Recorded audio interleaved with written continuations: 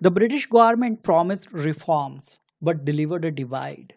Indians को मिला representation, indirectly elected members and debating rights, और साथ में मिला सेपरेट इलेक्टोरेट का वो जहर जिसका असर आज तक नहीं उतरा। So 1909 Act was not just a reform, it was a blueprint. Indian Councils Act of 1909 जितना दिया नहीं उससे ज़्यादा छीन लिया। So hello everyone, welcome back to part 13 of our Indian Polity lecture series। भारतीय राज्य व्यवस्था के भाग 13 में आप सबका स्वागत है। And presently we are dealing with the first chapter of Indian Polity, that is historical background of Indian Constitution। और आज हम देखने वाले हैं Indian Councils Act of 1909। Okay, officially ये इंडियन काउंसिल्स एक्ट है। आप इसे गवर्नमेंट ऑफ इंडिया एक्ट नहीं बोलेंगे या फिर इसे गवर्नमेंट ऑफ इंडिया एक्ट 1909 नहीं पढ़ेंगे। ओके, इस वीडियो में कौन से टॉपिक हम देखने वाले हैं? सबसे पहले हम बैकग्राउंड देखेंगे इंडियन काउंसिल्स एक्ट 1909 का, उसके बाद की प्रोविजंस देखेंगे, सिग्निफिकेंस देखेंगे इस एक्ट का, इम्पैक्ट देखेंगे, क्रिटिसिज्म देखेंगे और कंक्लूजन देखेंगे, एंड फाइनली कुछ क्वेश्चंस जो हैं वो हम देखेंगे। इस टॉपिक को बहुत ही हम डिटेल में कवर अप करने वाले हैं। आपसे रिक्वेस्ट रहेगा कि प्लीज़ बिना स्किप किए हुए इस वीडियो को लास्ट तक देखें, ताकि एग्जाम में कोई भी क्वेश्चन इससे रिलेटेड आए तो आप उसको सही मार्क करके आए। तो चलिए आगे बढ़ते हैं। इंडियन काउंसिल्स एक्ट ऑफ 1909 को हम और किस नाम से जानते हैं? तो हम मॉर्ले मिंटो रिफॉर्म्स के नाम से भी इसे जानते हैं। Who was Morley? Morley was secretary of state for India at that time and Minto was viceroy of India. ठीक है, इसलिए इस रिफॉर्म को हम मॉर्ले मिंटो रिफॉर्म्स के नाम से भी जानते हैं। इस एक्ट का सबसे बड़ा सिग्निफिकेंस क्या है कि कॉम्युनल रिप्रेजेंटेशन जो है मुस्लिम्स को दिया गया इस एक्ट के द्वारा, जिसने एक जहर का काम किया। और अल्टीमेटली हम देखते हैं कि 1947 में इंडिया एंड पाकिस्तान दो अलग नेशन जो हैं वो क्रिएट हो जाते हैं। और उसका बीज जो है वो कब बोया गया था? 1905 में हम देखते हैं कि पार्टीशन किया गया और इसको पॉलिटिकली जो है वो प्रोत्साहित किया गया था इस एक्ट के द्वारा। ओके, एंड इस वजह से ही हम लॉर्ड मिंटो को फादर ऑफ कॉम्युनल इलेक्टोरेट कहते हैं। ठीक है, तो ये पॉइंट भी आपको याद रखना है, इंपॉर्टेंट है। बैकग्राउंड की अगर हम बात करें तो इंडियन काउंसिल्स एक्ट ऑफ 1892 भी फेल हो जाता है। क्यों? क्योंकि जो कांग्रेस के डिमांड्स थे उसे पूरा नहीं कर पाया ये एक्ट। जो मॉडरेट्स थे वो बिलीव कर रहे थे कि रिफॉर्म जो है होंगे, बस हम पीसफुल तरीके से परसुएशन जो है वो अपना कंटिन्यू रखेंगे, हम एप्लीकेशन देंगे, हम पिटीशन फाइल करेंगे और अंग्रेज जो है हमारी बातें समझ जाएंगे, मान जाएंगे और एक ना एक दिन हमें जो है हमारा अधिकार देंगे। बट जो एक्सट्रीमिस्ट थे लाइक बाल गंगाधर तिलक, उनको साफ पता था कि ये लातों के भूत हैं, बातों से नहीं मानेंगे। और तिलक का ये मानना था कि प्रेशर और एजिटेशन ही बदलाव जो है वो ला सकता है। तो हम देख रहे हैं कि इंडियन काउंसिल्स एक्ट जो है वो फेल हो चुका है, कांग्रेस की डिमांड जो है वो पूरी नहीं हो पा रही है। साथ ही साथ इंडियंस का एक्सप्लॉयटेशन जो है हो रहा है, economic exploitation of the country is happening and British colonial policies जो हैं इसके लिए रिस्पॉन्सिबल हैं। दादा भाई नौरोजी, आरसी दत्त, इन्होंने बताया कि किस तरीके से ब्रिटिशर्स जो हैं वो फॉरेन ट्रेड को फेवर कर रहे हैं और इंडियंस के ऊपर, इंडियन इंडस्ट्रीज के ऊपर, इंडियन ट्रेड के ऊपर उनका कोई फोकस नहीं है। बस वो यहाँ से चीज़ों को ड्रेन करना चाहते हैं, यहाँ पे कुछ रिफॉर्म जो है वो लाना नहीं चाहते हैं। एक्चुअली में वो बस दिखा रहे हैं कि हम इंडियंस के लिए कुछ कर रहे हैं, but in reality they are not doing anything for Indians, they are doing everything for their nation, they are doing everything for their country. Okay, then discontent among educated Indians. Education जो है उसका level अब धीरे धीरे बढ़ रहा है, लोगों के अंदर समझ जो है वो आ रही है और वो समझ रहे हैं कि किस तरीके से एडमिनिस्ट्रेशन में इंडियंस का रोल जो है वो डिनाई किया जा रहा है। लॉर्ड कर्जन की अगर हम पॉलिसीज़ की बात करें तो 1899 में इंडियंस का पार्टिसिपेशन जो है कलकत्ता कॉरपोरेशन में वो रिड्यूस कर दिया जाता है। 1904 में अगर हम देखें तो ऑटोनॉमी जो है यूनिवर्सिटी की वो छीन ली जाती है और सारा कंट्रोल जो है ब्रिटिश गवर्नमेंट के हाथों में चला जाता है। और साथ ही साथ ऑफिशियल सीक्रेट जो है एक्ट उसको भी लागू कर दिया जाता है, उसको एक्सटेंड कर दिया जाता है। तो एक्चुअली में ये था क्या? तो ये ऑफिशियल सीक्रेट्स एक्ट जो है वो ऐसा एक्ट था कि ब्रिटिश गवर्नमेंट के अगेंस्ट किसी ने कुछ गलत बात किया या फिर उनकी चीज़ों को क्रिटिसाइज किया तो उसके अंदर में उस चीज़ को ऑफेंस बना के उसको सज़ा दी जा सकती थी। या फिर ब्रिटिश ऑफिशियल बातों को अगर पब्लिकली रिलीज़ किया गया तो फिर उस बंदे के ऊपर जो है ऑफिशियल सीक्रेट एक्ट जो है वो लगा दिया जाता था। इन शॉर्ट हम कह सकते हैं कि जो ब्रिटिश गवर्नमेंट कुछ भी काम कर रही थी, उनका कोई भी बात जो है वो पब्लिक डोमेन में ना आए, क्योंकि पब्लिक डोमेन में वो आ जाता था तो एजिटेशन होता था और उसको कंट्रोल करने में ब्रिटिश गवर्नमेंट की हालत जो है वो ख़राब होती थी। इसलिए ये एक्ट जो है वो लगाए गए थे। और साथ ही साथ हम देखते हैं कि 1905 में पार्टीशन ऑफ बंगाल जो है हो जाता है, जिसकी वजह से बहुत ज़्यादा प्रोटेस्ट जो है वो ऑल ओवर इंडिया होता है। नेशनलिस्ट मूवमेंट जो है वो भी अब एक पीक पे चलना शुरू हो चुका था, शुरुआत जो है वो हो चुकी थी। और प्रेस का फ्रीडम जो कि वर्नाकुलर प्रेस एक्ट लाकर 1878 में बैन कर दिया गया था, उस चीज़ को वापस जो है फ्री कर दिया गया। तो अब प्रेस के द्वारा ब्रिटिश पॉलिसीज़ को क्रिटिसाइज किया जा रहा है, ठीक है। एंड जो लीडर्स हैं उस समय के, जो प्रोमिनेंट लीडर हैं, बाल गंगाधर तिलक, बिपिन चंद्र पाल, लाला लाजपत राय, इन सब लोगों ने इस मौके का बहुत अच्छा फ़ायदा उठाया और वो पब्लिक को मोबिलाइज करने में लग गए, पब्लिक को समझाने में लगे हुए थे कि किस तरीके से ये अंग्रेज जो हैं ये हमारे ही देश में रह के हमारे ऊपर ही राज कर रहे हैं और हमारा ही शोषण कर रहे हैं। तो पब्लिक मोबिलाइजेशन जो है वो भी शुरू हो जाता है उस टाइम तक, और लोगों को भी समझ में आ जाता है कि पॉलिटिक्स में हमारा तो कोई रोल है ही नहीं। और इस तरीके से डिमांड जो है वो और ज़्यादा बढ़ता है इंडियंस की तरफ से, और प्रेशर जो है वो और ज़्यादा बनता है ब्रिटिशर्स के ऊपर, बिकॉज पब्लिक जो है वो अब समझ चुकी है कि अंग्रेज़ों की मंशा क्या है, ठीक है। साथ ही साथ इंटरनेशनल इवेंट्स जो हैं उसने भी इंस्पायर किया इंडियंस को। फॉर एग्जांपल जापान जो है वो रशिया को डिफीट कर देता है 1904 1905 के वॉर में। और इंडियंस जो है देखते हैं कि इतना छोटा सा एशियन देश जापान, वो इतने बड़े कंट्री रशिया को हरा रहा है, तो हम क्यों नहीं कर सकते हैं, हम ब्रिटिशर्स को भारत से क्यों नहीं निकाल सकते हैं। तो यहाँ से एक हिम्मत जो है वो मिलती है। देन एबिसीनिया जो है, जिसको हम आज के टाइम पे इथोपिया के नाम से जानते हैं, ये अफ्रीकन कंट्री है, उसने इटली को हरा दिया।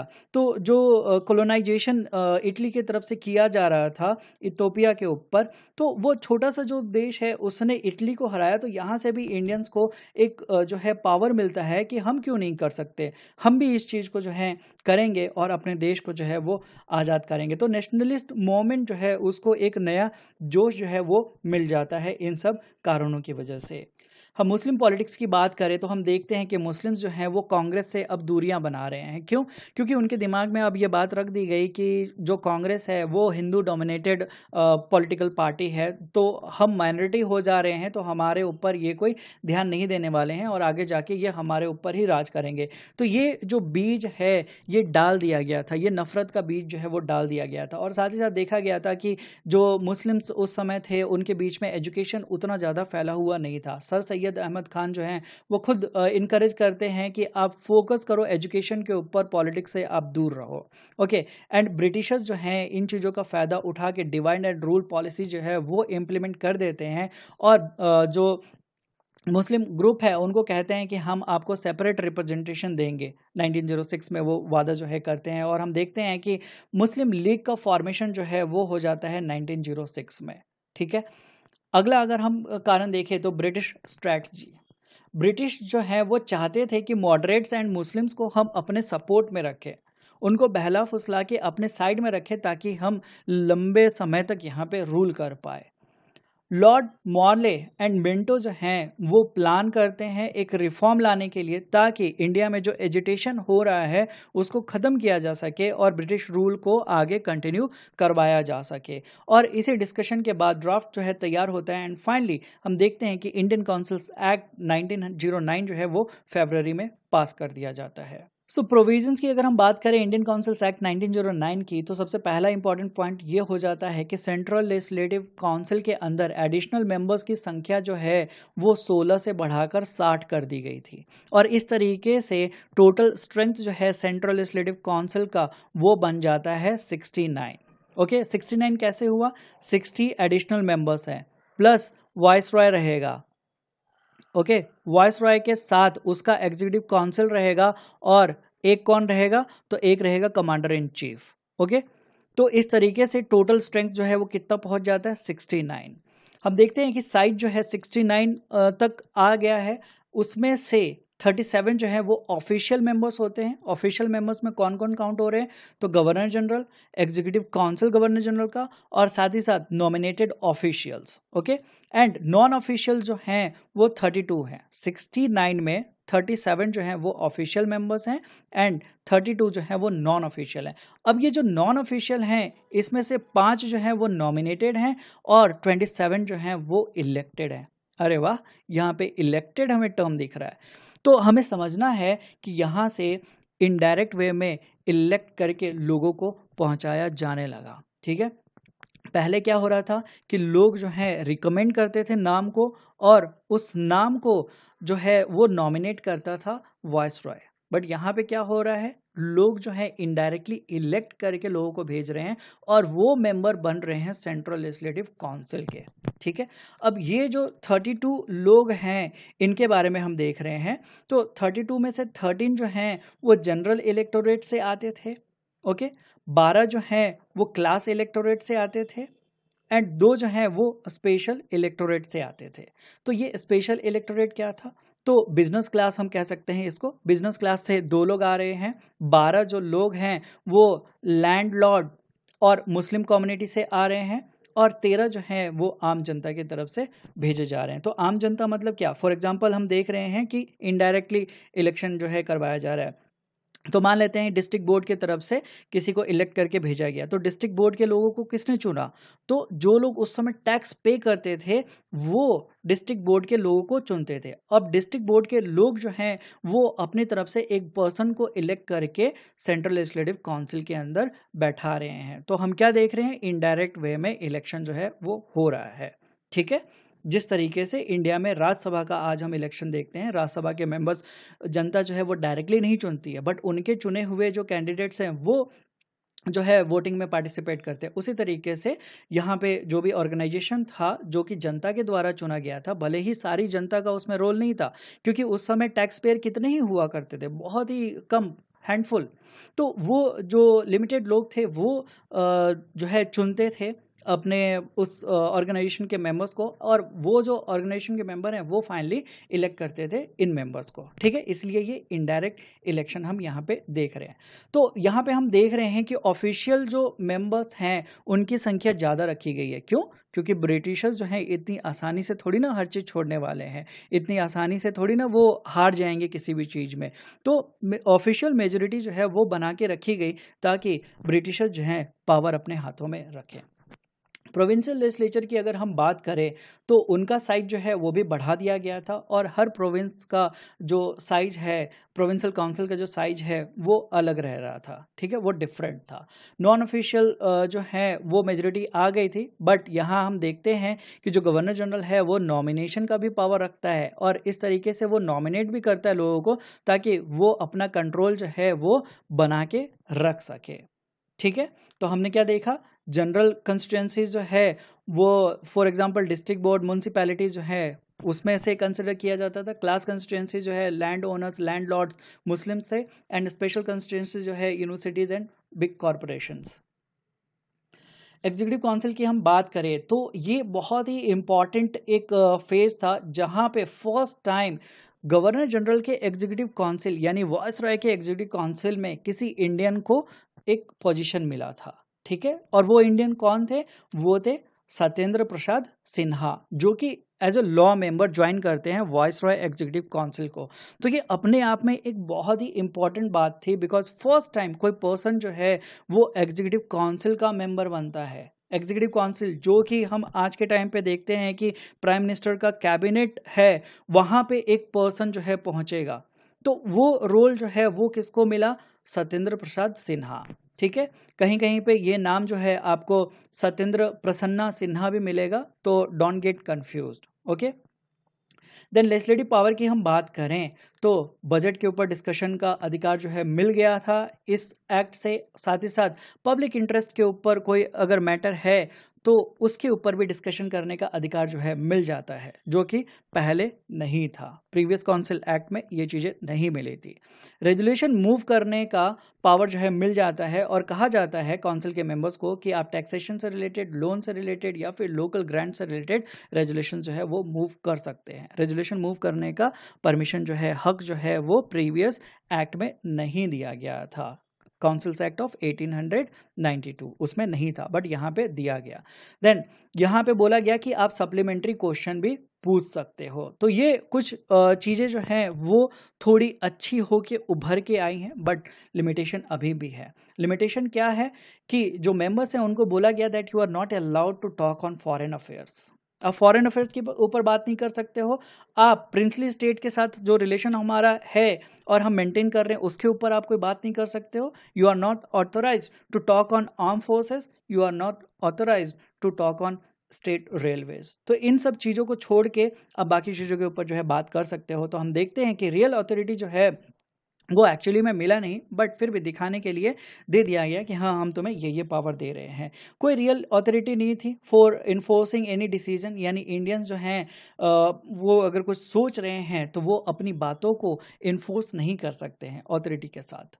ठीक है, रेजुलेशन जो है वो बोला तो गया कि आप रेजुलेशन ला सकते हो, मूव करा सकते हो, बट उसको हम चाहें तो रिजेक्ट भी कर सकते हैं। प्रेसिडेंट के द्वारा वो रिजेक्ट भी किया जा सकता है। तो प्रेसिडेंट कौन है यहाँ पे? यहाँ पे वाइस रॉय जो है वो प्रेसिडेंट का रोल प्ले कर रहा था। ठीक है, तो ये चीज़ें जो है दिखाने के लिए पावर जो हैं वो दिए गए थे, बट पहले के मुकाबले अब थोड़ा इम्प्रूवमेंट तो हुआ है। सिग्निफिकेंस अगर हम देखें तो first step towards constitutional reform जो है वो हम कह सकते हैं इस एक्ट को। देन सेपरेट इलेक्टोरेट जो है मुस्लिम्स के लिए यहाँ पे ला दिया गया, जिसके वजह से हम देखते हैं कि कम्युनलिज्म का जो बीज है वो बोया गया, जो कि अल्टीमेटली पार्टीशन करा के रहा। ठीक है, यहाँ से हम देखते हैं कि इस एक्ट की वजह से कांग्रेस को और नेशनलिस्ट मूवमेंट को ये इंस्पिरेशन मिलता है कि हाँ, हम आगे और डिमांड रखेंगे और रिफॉर्म जो हैं वो हम करवाएंगे और एक्सपेक्ट कर सकते हैं। ये जो एक्ट है ये फ्यूचर रिफॉर्म्स के लिए भी फाउंडेशन जो है प्रोवाइड कर देता है for 1919 and 1935। Impact and criticisms की हम बात करें तो पॉजिटिव इम्पैक्ट की अगर हम बात करते हैं तो फर्स्ट टाइम इलेक्टेड रिप्रेजेंटेशन जो है वो इंट्रोड्यूस हो गया इंडिया में। भले ही वो इनडायरेक्ट वे में इलेक्शन हो रहा था, बट सच में अब इलेक्शन हो रहा था। ओके, इनडायरेक्ट वे में ही सही, बट हो रहा था। और ये फर्स्ट टाइम इंडिया में होना शुरू हो गया for both centre and provinces. Legislature जो है वो मोर एक्टिव बना, क्योंकि अब उनको सवाल के बाद दूसरा सवाल भी पूछने का अधिकार मिल गया। क्योंकि एक क्वेश्चन के बाद दूसरा क्वेश्चन पूछने का जब अधिकार हो तो ही डिस्कशन हो सकता है। और साथ ही साथ बजट के ऊपर भी अब इंडियन जो हैं वो फ्रीली डिस्कस कर सकते थे। इसका अधिकार भी इस एक्ट के द्वारा मिल जाता है। एंड इंडिया के लिए ये एक्ट इसलिए भी इम्पॉर्टेंट हो जाता है, पॉजिटिव एस्पेक्ट इसलिए भी है यहाँ पे, क्योंकि वॉइस रॉय के एग्जीक्यूटिव काउंसिल में फर्स्ट टाइम कोई इंडियन जो है वो लॉ मेंबर के रूप में ज्वाइन करता है। नेगेटिव एस्पेक्ट अगर हम देखें तो बहुत ही लिमिटेड वोटिंग राइट लोगों के पास था। बहुत ही लिमिटेड लोग थे जो वोटिंग में पार्टिसिपेट करते थे, जिसकी वजह से ट्रू रिप्रेजेंटेशन जो है वो नहीं हम कह सकते। कॉमन जो जनता है उनका अभी भी कोई रोल नहीं है। ओके, रियल पावर जो है अभी भी ब्रिटिशर्स ने अपने हाथों में रखा हुआ है। काउंसिल जो है वो बात तो कर सकती थी, बट कोई डिसीजन जो है वो अपने दम पे नहीं ले सकती थी। ना ही बजट में वो कोई बड़ा बदलाव कर सकती थी, ना ही वो कोई अपनी पॉलिसी ला सकती थी। ठीक है, देन सेपरेट इलेक्टोरेट जो है वो मुस्लिम्स के लिए ला दिया गया, जिसकी वजह से कम्युनल डिवीजन जो है वो हो जाता है इंडिया में। और मुस्लिम्स की जितनी जनसंख्या थी उसके हिसाब से उनका जो सीट का शेयर था वो काफ़ी ज़्यादा था। तो ये एक नेगेटिव एस्पेक्ट था, और ये इसलिए किया गया था ताकि उनको लालच दे के अपने साइड में रखा जाए और हिंदूज एंड मुस्लिम्स के बीच में जो फूट है वो डाला जाए। डिवाइड एंड रूल की पॉलिसी जो है वो अच्छे से इम्प्लीमेंट किया जाए। और इसकी वजह से हम देखते हैं कि आगे जाके और भी जो कम्युनिटीज़ हैं इंडिया में वो इस चीज़ का डिमांड करती है, सेपरेट इलेक्टोरेट का डिमांड करती है। और ये कहीं ना कहीं देश की भावना को कमज़ोर कर रहा है, देश की एकता को भंग कर रहा है। इरिस्पॉन्सिबल पॉलिटिक्स जो है वो शुरू हो जाता है, क्योंकि जो लेजिस्लेचर है उसको बात करने का अधिकार जो है दे दिया गया, फ्रीडम ऑफ स्पीच जो है कहीं ना कहीं मिल गया, यानी अब वो सप्लीमेंट्री क्वेश्चन जो है पूछ सकता था, क्रिटिसाइज कर सकता था। तो अब वो बस क्रिटिसाइज करने में और क्वेश्चन पूछने में ही लगे हुए थे, और वो बेचारे कर भी क्या कर सकते थे, क्योंकि उनके पास कोई रियल पावर तो दिया नहीं गया, बस वो डिस्कशन कर सकते थे। तो बहुत बार ये डिस्कशन जो है वो अलग रास्ते पे जो है चली जाती थी। देन शैडो ऑफ डेमोक्रेसी जो है वो हम कह सकते हैं, यहाँ पे कोई रियल डेमोक्रेसी जो है वो नहीं आती है इस एक्ट के द्वारा। ओके, तो ब्रिटिश जो है वो अपना कंट्रोल जो है बना के ही रखते हैं, बट लोगों को दिखाते हैं कि नहीं, हमने इंडियंस को पार्टिसिपेट करवाया है इसके अंदर, और इंडियन लोग जो हैं वो अब रूल कर रहे हैं इंडिया के ऊपर, हम तो बस उन्हें गाइड कर रहे हैं। तो वो इन चीज़ों का इल्यूजन जो है बनाने में काफ़ी ज़्यादा सक्षम हुए थे, जिसकी वजह से वो काफ़ी लंबे समय तक इंडिया में रूल कर पाए थे। कंक्लूजन की अगर हम बात करें तो मॉर्ली मिंटो रिफॉर्म की वजह से कुछ बदलाव जो हैं वो भारत में आए, जो कि पॉजिटिव था। फॉर एग्जांपल इलेक्शन आया, इनडायरेक्ट वे में इलेक्शन हो रहा था, इंडियंस का जो पार्टिसिपेशन है वो बढ़ जाता है, और साथ ही साथ डिबेट करने का अथॉरिटी जो है वो भी मिल जाता है इंडियंस को। बट रियल पावर जो है वो फिर भी ब्रिटिशर्स अपने हाथ में ही रखते हैं। जो डिवाइड एंड रूल का पॉलिसी था वो ब्रिटिशर्स ने बहुत अच्छे से अप्लाई किया, और इंडिया को अब वो डिवाइड कर चुके थे, हिंदूज एंड मुस्लिम्स को वो डिवाइड कर चुके थे by providing separate electorate to Muslims, और कम्युनल पॉलिटिक्स की शुरुआत जो है इस एक्ट के द्वारा कर दी गई। सो ओवरऑल अगर हम कहें तो रिफॉर्म्स जो है उसकी वजह से थोड़ा प्रोग्रेस तो हुआ, बट बड़े प्रॉब्लम्स भी आए, और सबसे बड़ा प्रॉब्लम जो है वो कम्युनल पॉलिटिक्स की वजह से आया। और हम देखते हैं कि ये डेमोक्रेसी के टाइप का लगता है, बट इन रियलिटी ये डेमोक्रेसी नहीं था, ये पूरी तरीके से ब्रिटिश गवर्नमेंट के द्वारा कंट्रोल किया जा रहा था। सो अब कुछ क्वेश्चन देख लेते हैं। तो पहला क्वेश्चन कह रहा है which of the following is the principal features of the Government of India Act 1909। तो सबसे पहली बात हमें ध्यान देना है कि हमें अवॉइड करना है गवर्नमेंट ऑफ इंडिया एक्ट 1909, हमें यूज करना है term Indian Councils Act of 1909। फिर भी अगर किसी एग्जाम में आपको गवर्नमेंट ऑफ इंडिया एक्ट 1909 लिखा हुआ मिल जा रहा है तो आप कुछ कर नहीं सकते, बट अपनी तरफ से कोशिश करना है कि जब भी आप इसको मेंशन करें तो इंडियन काउंसिल एक्ट 1909 के हिसाब से मेंशन करें। ठीक है, तो हमें बताना है कि इंडियन काउंसिल्स एक्ट 1909 के हिसाब से कौन सा प्रिंसिपल जो है वो था। पहला जो पॉइंट है वो कह रहा है introduction of separate electorate for Muslims. क्या मुस्लिम्स को सेपरेट इलेक्टोरेट दिया गया था इस काउंसिल्स एक्ट के द्वारा? तो जी हाँ, दिया गया था, इसलिए पहला ऑप्शन जो है वो सही है। सेकेंड ऑप्शन कह रहा है introduction of indirect elections to legislative councils. क्या लेजिस्लेटिव काउंसिल्स के लिए इनडायरेक्ट वे में इलेक्शन जो है वो अब कराए जा रहे थे थ्रू दिस एक्ट? तो हाँ, कराए जा रहे थे, तो इसलिए ये पॉइंट भी सही है। थर्ड पॉइंट बोल रहा है that enlargement of the size of the legislative council. Legislative council के साइज को बढ़ाया गया था, तो जी हाँ, सेंट्रल एंड प्रोविंशियल दोनों लेवल पे बढ़ाया गया था, इसलिए हमारा करेक्ट आंसर क्या हो जाएगा? Option D. First, second and third तीनों जो स्टेटमेंट है वो सही है। सो सेकेंड क्वेश्चन देखते हैं। Consider the following statements about the Indian Councils Act of 1909। पहला स्टेटमेंट कह रहा है that it increase the deliberative functions of the legislative councils. क्या लेजिस्लेटिव काउंसिल्स का डेलिब्रेटिव फंक्शन जो है वो बढ़ गया था, यानी अब उनको डिबेट करने का, बोलने का, अभिव्यक्ति का अधिकार जो है वो मिल गया था, वो बढ़ गया था? तो जी हाँ, बढ़ गया था, तो ये ऑप्शन हमारा सही है। सेकेंड हम देखते हैं स्टेटमेंट, तो कह रहा है it introduced elected representation at the centre and province. तो जी हाँ, ये भी सही है। इनडायरेक्टली इलेक्टेड लोग जो है पहुंच रहे थे, बट इलेक्टेड लोग तो हैं, इसलिए ये पॉइंट जो है वो भी सही है। थर्ड पॉइंट देखते हैं, it introduced responsible government in India. क्या हद है, कोई रिस्पॉन्सिबल गवर्नमेंट नहीं थी। ठीक है, इसलिए थर्ड जो स्टेटमेंट है वो गलत है। थर्ड स्टेटमेंट अगर गलत है तो ये ऑप्शन हमारा गलत हो गया, ये ऑप्शन हमारा गलत हो गया, ये ऑप्शन हमारा गलत हो गया। करेक्ट आंसर हमें मिल गया ऑप्शन ए 1 एंड 2 जो है वो सिर्फ सही है with respect to Indian Councils Act of 1909। Okay, so 1909 का रिफॉर्म आज भी हम पर हंस रहा है। सेपरेट इलेक्टोरेट तब दिया था, पर आज भी हम अलग अलग होकर लड़ रहे हैं। ब्रिटिश चले गए पर उनका दिया हुआ बंटवारा नहीं गया।